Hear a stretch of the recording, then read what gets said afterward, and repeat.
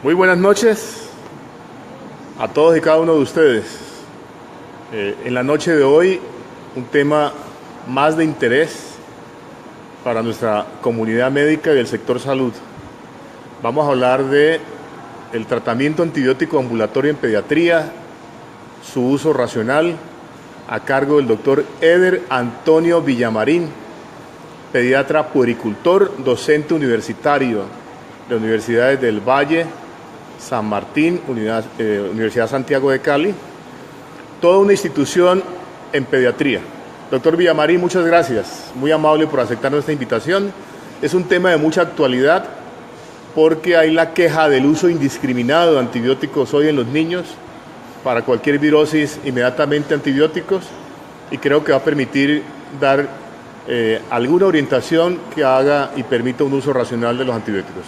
Muchas gracias a todos los amigos que se conectan en este momento en la transmisión en directo. Muchas gracias y atenderemos sus inquietudes. Doctor, bienvenido y muchas gracias. Bueno, gracias, buenas noches, doctor Saulo Quiñones, muchas gracias por la invitación, a los presentes por la asistencia a esta hora que no es fácil.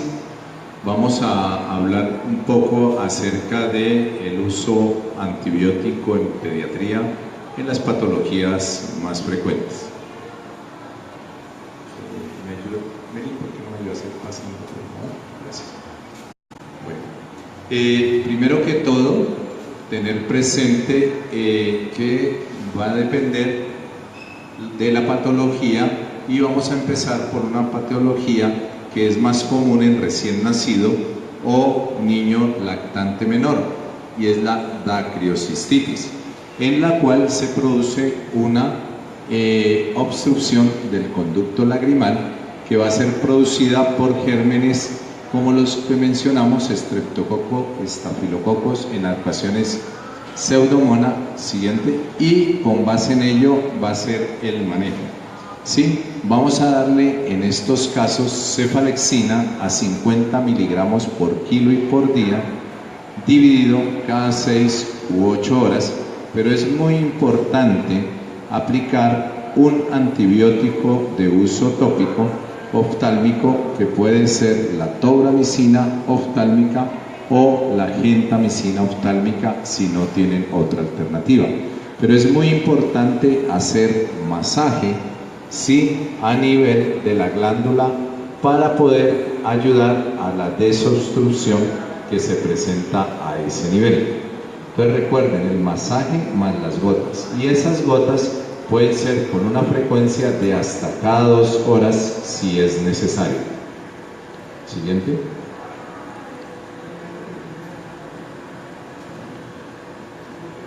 La otitis media aguda, que generalmente va precedida de un cuadro viral respiratorio, ¿sí?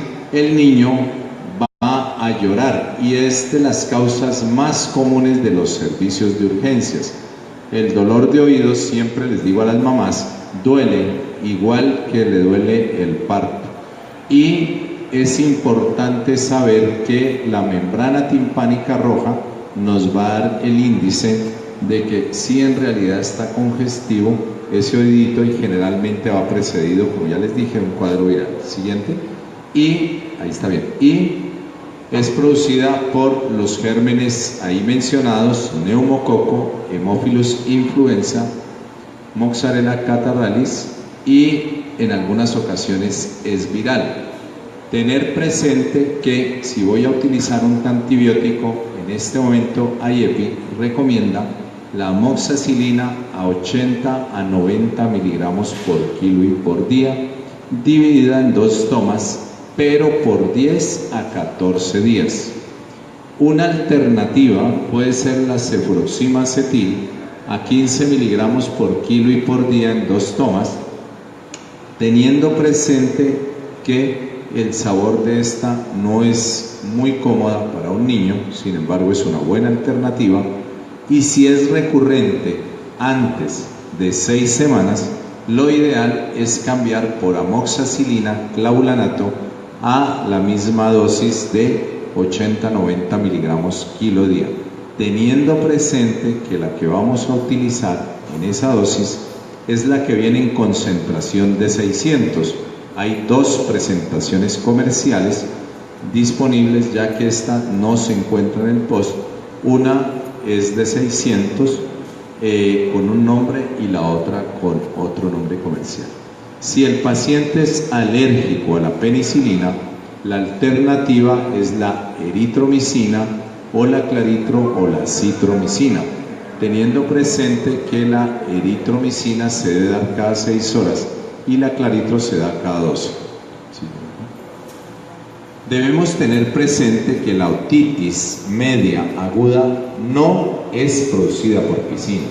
La otitis media aguda es más producida por la absorción de biberón o por alteraciones alérgicas de rinitis, obstrucciones por hipertrofia de adenoides o por problemas de mala funcionamiento de la trompa de Eustaquio.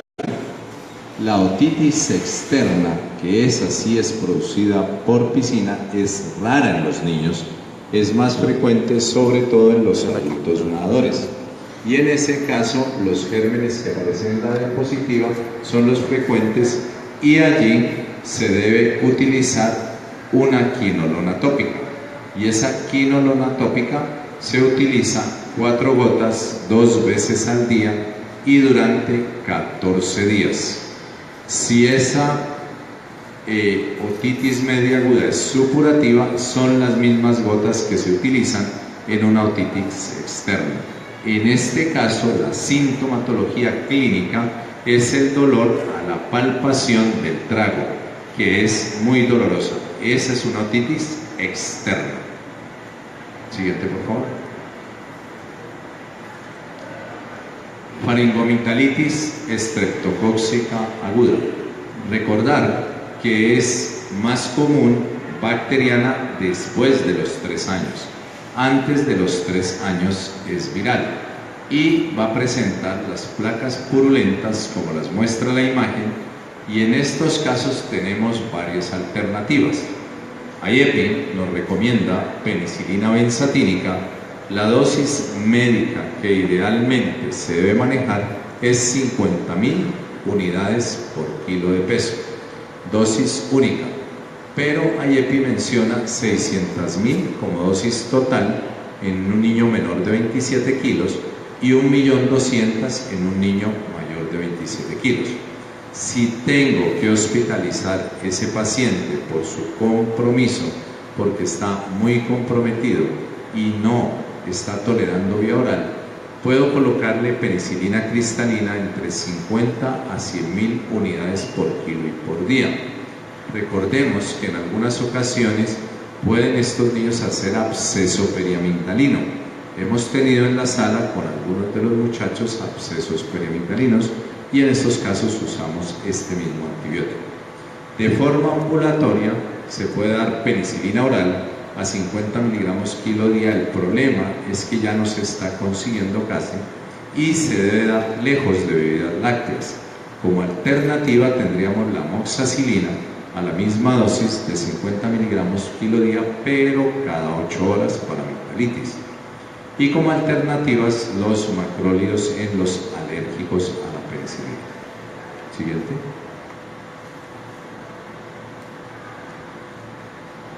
La celulitis, recordando que son lesiones de bordes no definidos, generalmente postraumáticos, teniendo presente que si son en la cara, pueden ser producidas por sinusitis. Recordemos que si tenemos una celulitis preseptal y no hay un antecedente claro de una picadura, laceración o algún tipo de laceración, tenemos que descartar una sinusitis. Si en cambio no es esa historia, sí, probablemente va a ser solo por estafilococo. Si es sinusitis, debo cubrir los gérmenes de la sinusitis y los de la piel. Siguiente, que básicamente va a ser para el tratamiento antibiótico para estafilococo aureus. Para la celulitis, entonces, en este hospital tenemos amplia experiencia con oxacilina Debido a que nos va bien, la seguimos utilizando a 200 miligramos por kilo y por día si el paciente está hospitalizado. Si le damos de manejo ambulatorio y estamos en un real rural y no hay otra alternativa y conseguimos dicloxacilina, es una alternativa. El problema con ella es que da mucha gastritis e intolerancia gástrica. En ese caso está en el POS la cefalexina a 50 miligramos kilo día y podemos usar una sulfa como el trimetoprim sulfa a 5 a 10 miligramos por kilo y por día cada 12 horas, ¿sí? Como alternativa. La erisipela, una lesión parecida a la celulitis de bordes definidos, la piel igualmente está eritematosa, roja, caliente, pero va a ser producida por estreptococo. Las celulitis son más por estafilococo. Y esa erisipela igualmente nos van a servir las cefalosporinas de primera, ¿sí? O la penicilina cristalina en caso de que lo hospitalicemos. Siguiente. Los impétigos. Tenemos dos tipos de impétigo. El impétigo estreptocóxico y el estafilocóxico. El impétigo estreptocóxico es como quemadura de cigarrillo. La gente vulgarmente le dice brasa y les van a consultar porque tuvo brasa o les van a decir que tiene brasa. En ese caso es estreptocóxico. Pero si se presenta una lesión ampollosa, eso va a ser producido por estafilococo. Y en muchos casos es un impétigo mixto, tanto estreptocóxico como estafilocóxico. En ese caso se cubre más el estafilo porque es un germen más agresivo. Y las alternativas pues van a ser dependiendo si es estrepto o estafilocóxico. Siguiente.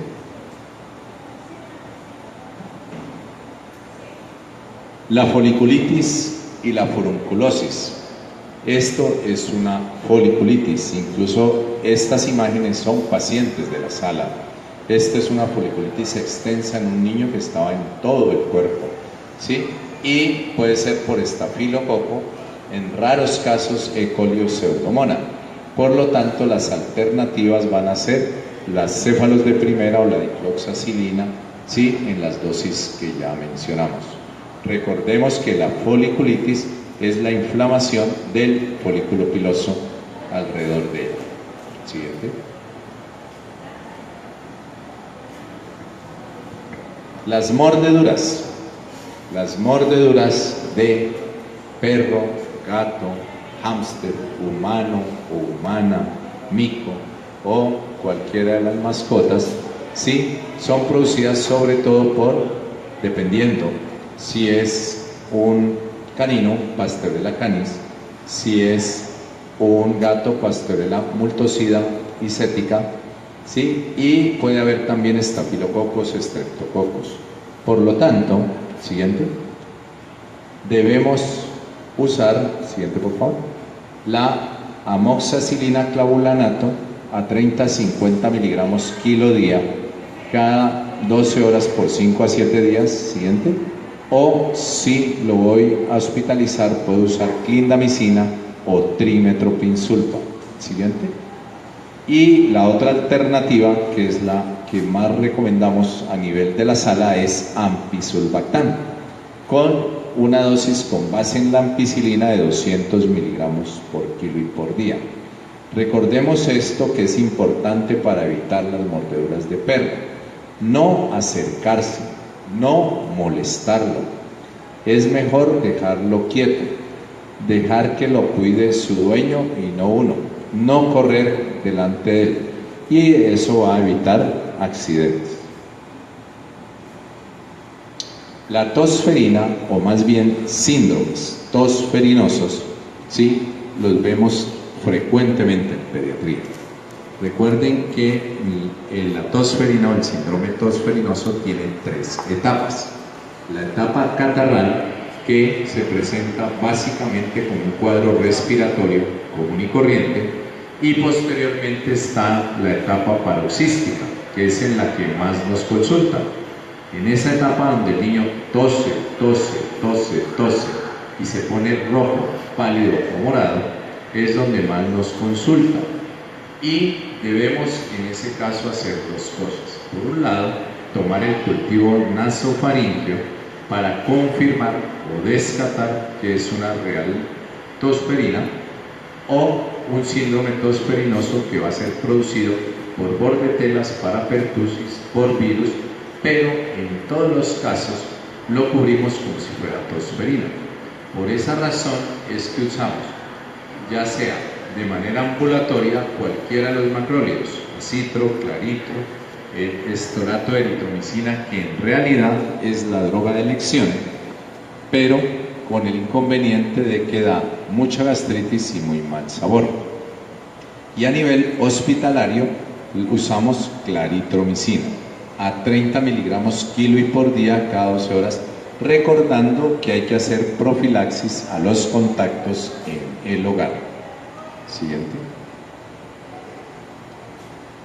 En la tosferina, ¿sí?, las dosis van a ser de, si uso la acitromicina, puedo dar 10 miligramos por kilo y por día todos los días, o 10 el primer día y 5 el resto de días. Si uso la claritromicina, voy a dar 15 miligramos por kilo y por día en 2 dosis. Y si es la eritromicina, 40 a 50 miligramos por kilo y por día, dividido cada 6 horas, o sea, en 4 dosis, y en un total de 14 días.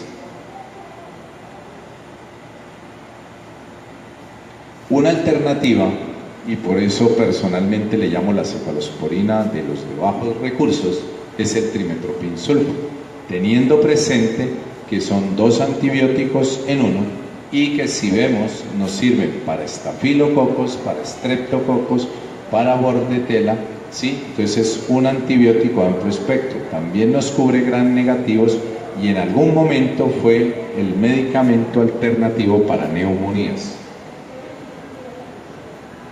Este era un video que desafortunadamente no lo pudimos reproducir, pero que lo traía a colación para recordar 2 cosas. En neumonía, AYEPI, mira a ver si se da. En neumonía, AYEPI nos recomienda el conteo de respiraciones, teniendo presente que los niños tienen respiración netamente abdominal y que taquipnea es 60 para menores de 2 meses, entre 2 meses y menor de 1 año 50, entre 1 año y menor de 5 años 40. Solo con eso ya puedo hacer diagnóstico de sospecha de neumonía para AYEPI. Siguiente. Y si ya hay presencia de tiraje subcostal, por lo mismo nos indica más gravedad, ya va a ser una neumonía más grave que requiere hospitalización, teniendo presente que el tratamiento va a depender de la edad. En los neonatos, los gérmenes más usuales son los bacilos gram negativos y los estreptococos del grupo B. En los niños entre 3 meses y 5 años, la mayoría de las veces son infecciones virales. Y dentro de las bacterias tenemos el Streptococcus pneumoniae, el Haemophilus influenza, raramente el Staphylococcus aureus, pero este es el que nos da neumonías multilobar. Tuvimos la semana pasada una neumonía multilobar en la sala que venía remitida de nivel 3, y la clamidia menos frecuente. En especial la clamidia se vuelve importante en menores de 3 meses que hayan tenido parto vaginal, flujo durante el último trimestre del embarazo y conjuntivitis más síntomas de neumonía, que generalmente va a ser similar a la tosferina con un cuadro tosferinoso. En niños mayores de 5 años, pregunta que les hago casi todos los días en la sala, Mycoplasma pneumoniae, el cual da las neumonías atípicas. Es ese niño que no tiene taquipnea, no tiene los aleteos, ni aleteo nasal, ni tirajes, pero que lo examinamos, aparentemente se ve bien y tiene signos de consolidación neumónica. En ese caso, lo más probable es que es un micoplasma neumónico. Y, siguiente por favor. Y el tratamiento, por lo tanto, va a ser, sí, según AYEPI, con amoxicilina a 90 miligramos por kilo y por día por 5 días.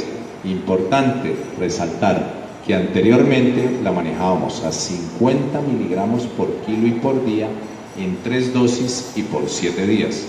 En este momento lo recomendado es para AYEPI 90 kilo día en 2 dosis y durante 5 días. Alternativas: cefuroxima acetil, ceproxil, amoxicilina clavulanato, ampicilina sulbactam, cuando es recurrente o resistente o que no haya respuesta. Si es mayor de 5 años, entonces va a ser el macrólido, la claritro, la citro, la eritro. Sí, puede usar amoxicilina o cefuroxima o ceproxil. Siguiente. Diarrea. La enfermedad diarreica aguda es otra patología muy frecuente en pediatría. Los agentes etiológicos, según el último estudio realizado en Colombia en el 2014, sí aparecía como el rotavirus el más frecuente. Y ningún patógeno identificado, el 16 al 45%. Si ustedes miran, entre esos dos está la mayoría de etiología. Como ya más o menos desde ese año para acá se incluyó en el esquema PAI la vacuna de rotavirus, ya no vemos frecuentemente diarreas por rotavirus, las vemos más por bacterias y otros virus como el adenovirus, el astrovirus, el norovirus, y en ocasiones la entamoeba histolítica o la Yardia lambda, pero con menos frecuencia. Siguiente. En estos casos tenemos que tener presente que AYEPI hace un espacio especial para la disentería. La disentería, que es la diarrea con sangre, es producida por E. coli, Shigella, Salmonella, Campylobacter jejuni y la entamoeba histolítica, que si ustedes miran la incidencia que aparece ahí entre 2 y 6% es muy bajita para lo que vemos en la sala clínicamente. Es tan común la entamoeba histolítica que en la sala le digo en forma jocosa las amigas. Las amibas le llamo las amigas. Y el tratamiento recomendado por AYEPI es el ácido anhidríxico a 50-60 miligramos por kilo y por día cada 6 horas. El inconveniente es que en este momento no se está consiguiendo. Por lo tanto, nos queda como alternativa el trimetoprim sulfa a la dosis que ya mencionamos. El trimetoprim sulfa se puede dar la dosis con base en el trimetoprim o con base en la sulfa. Si es con base en el trimetoprim, puedo dar entre 5 a 10 miligramos por kilo y por día, teniendo presente que 5 cc traen 40. Por eso en promedio le coloco 8. O con base en la sulfa a 40 miligramos por kilo y por día en 2 dosis. Si es entamoeba histolítica o es una diarrea mixta, debo agregarle metronidazol, tinidazol o secnidazol. La diferencia es que el metronidazol me produce mucha intolerancia gástrica, mucha gastritis, generalmente lo usamos más endovenoso. Y el secnidazol o el tinidazol si es vía oral. Recordando que el tinidazol lo damos a 30-50 miligramos kilo día por 2 días. Y el secnidazol a la misma dosis, pero en una dosis. Siguiente. La infección urinaria, la otra patología frecuente en pediatría. La infección urinaria, sí, es la causa más frecuente de fiebre sin foco aparente en niños, la segunda causa de hipertensión arterial en niños y la primera causa de falla renal en niños. Siempre les insisto en que toda infección urinaria se debe estudiar, porque es muy tenaz que permitamos que un niño termine en falla renal por una infección urinaria mal estudiada.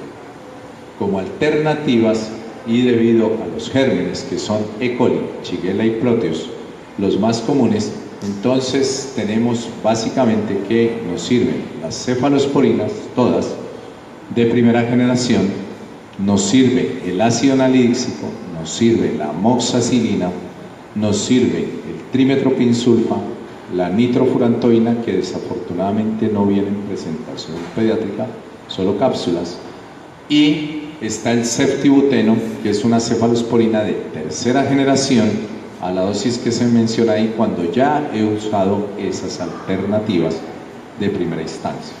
La siguiente. Definitivamente los colombianos somos bastante dados a esto, tener mucha iniciativa. Lo importante es que cuando tengamos iniciativa, sí, lo hagamos en forma adecuada, porque aquí casi siempre los pacientes nos llegan ya tratados. Siempre les digo a los estudiantes, nosotros somos el quinto. Primero las mamitas han hecho el remedio casero, luego han ido al vecino que estudia medicina, enfermería, bacteriología o cualquier cosa parecida. Luego han ido donde el alternativo, chamán o similar.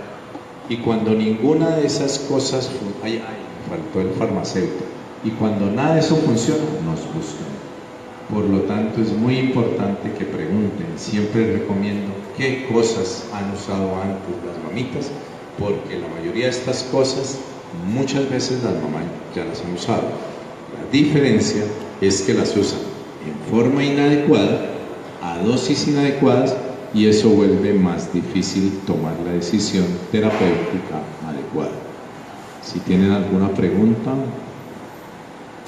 Hombre, doctor Villamarín, muchas gracias. Pienso que fue un repaso, un vademecum para los médicos muy práctico. A mí me permitió recordar muchas cosas, porque a veces la gente no diferencia que yo ya no veo niños, pero me ponen contra la pared. Así que un aplauso, pienso, del auditorio. Este es un verdadero paseo por la pediatría y respaldado por su amplia experiencia en eso. Tengo aquí una preguntita que me pidieron que se le hiciera. El niño con una infección viral, le impresiona como una infección viral, pero persiste con esas fiebres altas. Dicen, le doy el acetaminofén, le baja y le sube mucho más. Tenía 38 y después de 4 a 6 horas 39. ¿Alguna recomendación especial para las mamás que se angustian frente a los cuadros virales y obligan al médico a que tiene que darle antibiótico porque es la única forma en que se tranquilizan de que su bebé no va a tener dificultades?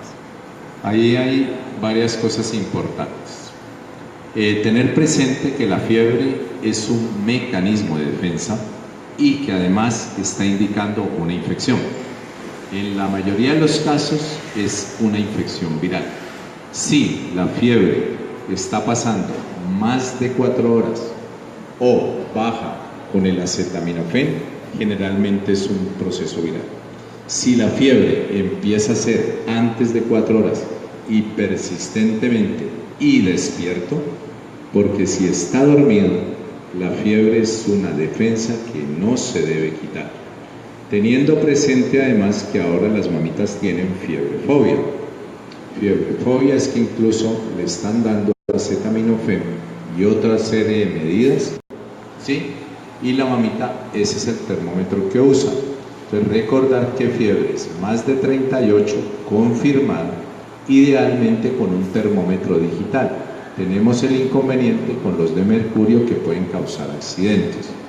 Y si definitivamente la fiebre persiste una vez dado el acetaminofén a la dosis adecuada, que ese es el otro inconveniente, la segunda alternativa es hacer medios físicos bañándolo con agua tibia más de 10 minutos, siempre y cuando esté despierto.